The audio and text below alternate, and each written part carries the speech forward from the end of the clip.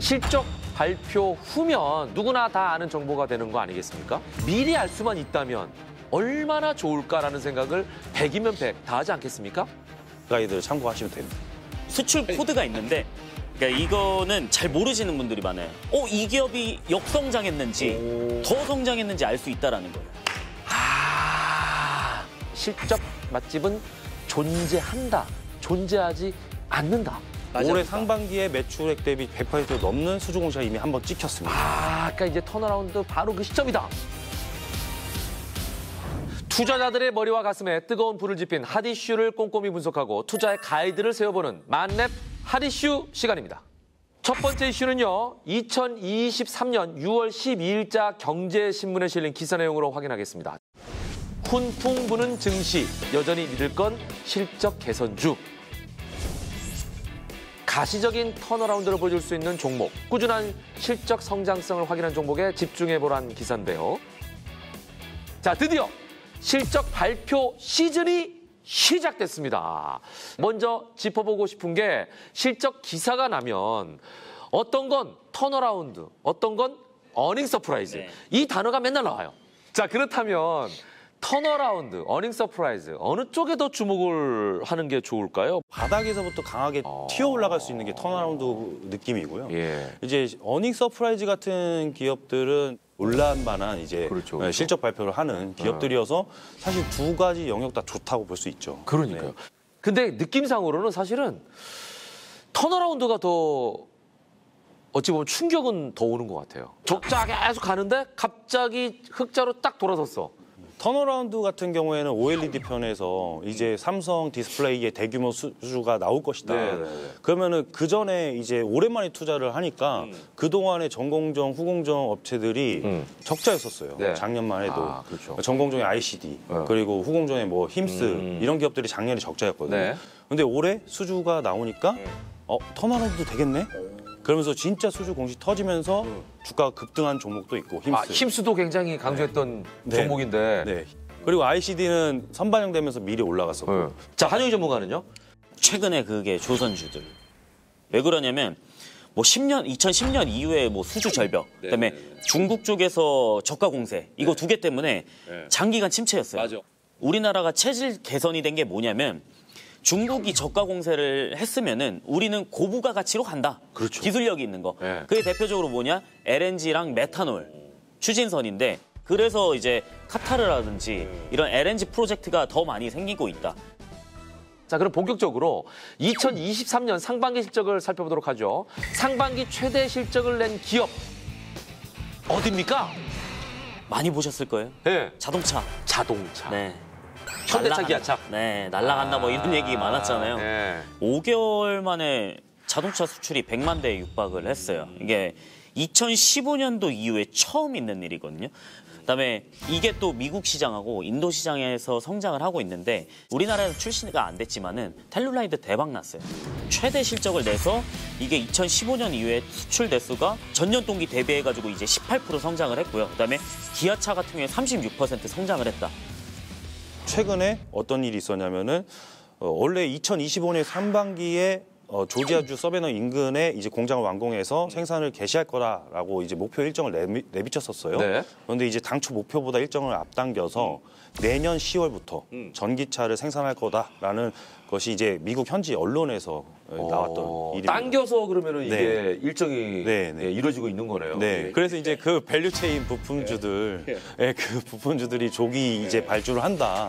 그래서 그런 기업들이 조금 더 주가가 올라갔었고 이런 기업들이 주가 조정이 나왔을 때는 다시 한번 또 이렇게 공략해야 될 섹터이지 않나 이렇게 주요하게 바라보고 있죠. 그다음에 2차 전지 쪽에서 LG 에너지 솔루션. 이거는 뭐 당연히 아까 제가 말씀드린 성장을 하고 있는데 더 성장했다라는 거. 왜 그러냐면 이제 2022년도 LG 에너지 솔루션 이제 북미 쪽에서 90기가와트 정도 됐는데 2022번 연도 같은 경우에는 150기가와트로 이제 70% 성장을 한다는 거죠. 미국 시장에서 이렇게 공격적으로 증설을 하게 되면은 IRA에 대한 텍스 크레딧을 받아요. 그러니까 세금 혜택을 받는다는 거죠. 연간 영업이익이 이제 1조 조금 넘게 나오는데 올해랑 내년에 각각 7,600억, 내년에는 2조까지, 2조 5천억까지 AMPC 받을 수 있다. 그러면은 지금 내는 영업이익의 거의 2배를 받을 수 있다는 거죠. 예. 그렇기 때문에 사상 최대 실적은 계속 이렇게 나올 수 있지 않을까 이렇게 보고 있습니다.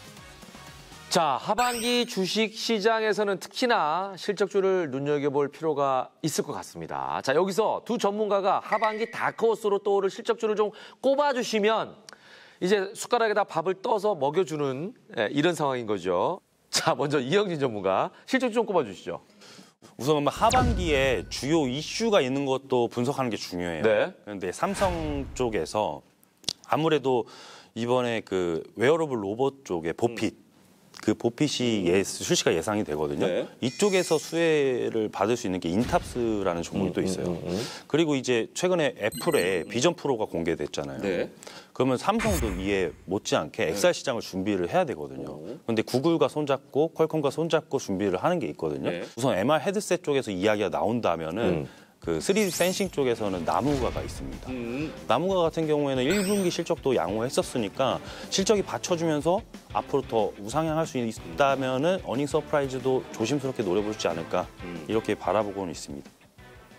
자, 한용희 전문가는요? 저는 하이브. 하이브. 네. 주문량이 얼마나 들어왔느냐. 예. 이게 정말 중요한데 밀리언 셀러는 100만 장 이상 판매한 아티스트.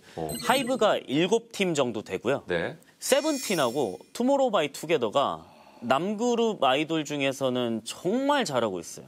월드 투어 다니는데 거의 전자석 매진이고 굿즈 판매까지 되는 거죠. MD 굿즈. 이게 또 고부가 가치 산업이거든요. 실적이 좋아졌다. 네. 이거 어닝 서프라이즈 아닙니까? 그쵸. 일종의? 네. 오버보트에서 하면 반도체 이익률 나올 수 있다. 아, 찍어내는 거지. 그다음에 자동차 부품에서는 에셀. 에셀은 램프 만드는 회사인데 미국의 엘라바마 쪽에 공장이 하나 있습니다. 그래서 이제 현대기아차에 이제 실제로 납품을 하고 있고요. 근데 실적 발표 이후에 52주 신고가를 경신을 했어요. 근데 왜 그랬냐면은 일단 1분기 매출이 1조 2천억 정도 나왔고 영업이익이 1,000억 정도 나왔는데 어닝 서프라이즈였죠. 전기차로 가면 갈수록 어떤 램프를 써야 되냐? 할로겐 램프에서 LED 램프를 써야 된다는 거죠. 그렇기 때문에 전기차로 가더라도 LED 수요는 더 늘어날 수가 있다는 기대감이 있었죠. 네. 그래서 실적주에서는 이렇게 SL까지 말씀을 드리겠습니다. 잠깐! 예. 형님 따라 아우도 간다라는 얘기가 있잖아요. 가야죠. 형님이 네. 따라가면. 아우도 갈 수 있는 실적주 예. 가져왔습니다. 첫 번째 키워드는 테슬라입니다. 테슬라가 또 260달러 찍었죠. 오늘. 근데 예. 테슬라가 이번에 예. 판매량이 180만 대에서 200만 대 될 것 같아요. 와. 근데 테슬라 매출 비중이 여기가 70%입니다. 예? 네, 매출 비중이 이 회사가? 70%. 네. 근데 이번에 일론 머스크가 발표를 한 게 사이버 트럭.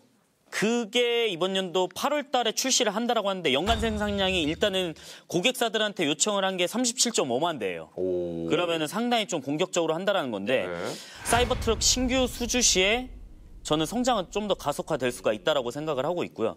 근데 이 기업이 미국 법인이 2개가 있어요. 이 네, 기업이. 이름은 말씀 안 드릴게요. 예. 하나는 텍사스에 있고 하나는 캘리포니아에 있어요. 자, 그러면 여기서 테슬라와 공통점이 뭐죠? 프리몬트는 캘리포니아에 있죠? 오스틴 공장은 텍사스에 있죠? 거기 같이 있네. 네, 같이 있습니다.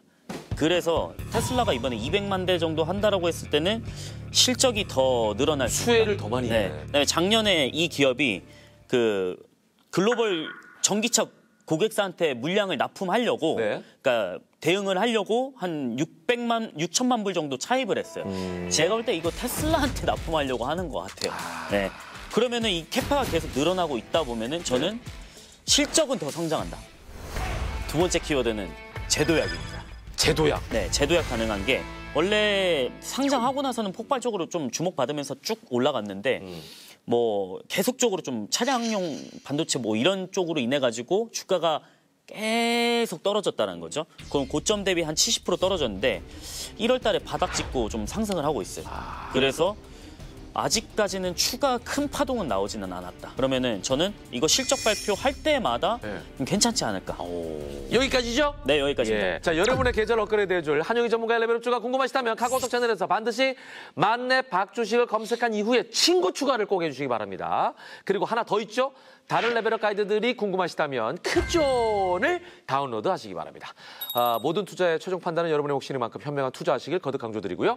이영진 전문가의 레벨업주가 아직 안 나왔죠? 궁금하신 분들 만렙박 주식 끝까지 채널 고정 집중해 주시기 바랍니다.